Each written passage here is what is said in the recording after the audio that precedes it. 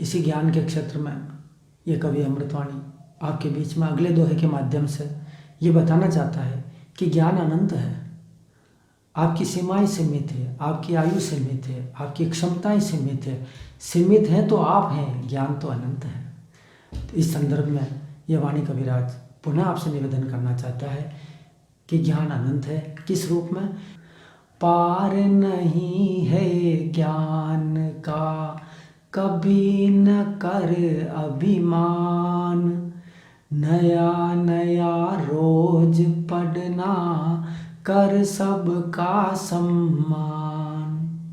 संसार में कई प्रकार के विषय हैं, कई विषय की कई किताबें हैं और कई किताबों के अंदर हजारों हजारों पेज लिखे हुए हैं। कितने लोगों ने कितना पुरुषार्थ किया, कितनी साधना करी, कितनी तपस्या करी, तब जाकर के उनको कुछ ज्ञान प्राप्त हुआ। उन्होंने किताबों में लिखा। आप उन पर विश्वास करें, उनके साधनामय जीवन और उनकी लिखी हुई ड्राफ्टिंग के ऊपर, किताबों के ऊपर आप विश्वास करें और या फिर आप अपने तरीके से वापस नए प्रयोग करके वो ज्ञान को प्राप्त करें। दो ही तरीके होते हैं। तो आप जो है उन किताबों का अध्ययन करें जो बड़े बड़े विद्वानों ने लिखी है। तो पार नहीं है ज्ञान का, ज्ञान का कोई पार नहीं है। और जिसको जो भी ज्ञान है वो उस पर अभिमान नहीं करें, वो उसे बांटने का प्रयास करें, अधिक से अधिक लोगों में बांटें और कभी संतुष्टि का अनुभव नहीं करें कि हमने जितना ज्ञान प्राप्त किया है it's fully satisfying for our self. हमारे खुद के लिए पूर्णतः संतोषप्रद ज्ञान यही है, ऐसी बात नहीं।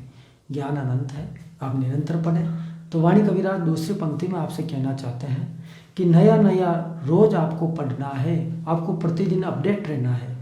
जो विषय आपकी पसंद का है उस विषय को निरंतर आप नई नई जानकारी बढ़ाएं, उन लोगों से मिलें और उस ज्ञान को अधिक से अधिक बढ़ाएं।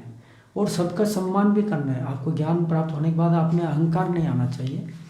तो यही हम आपको कहना चाहेंगे कि ज्ञान के ऊपर अभिमान नहीं करें और ज्ञान नहीं भी है तो प्राप्त करने का प्रयास करें। आत्मग्लानि और नफरत की और प्रायश्चित की ज़िंदगी नहीं जिए।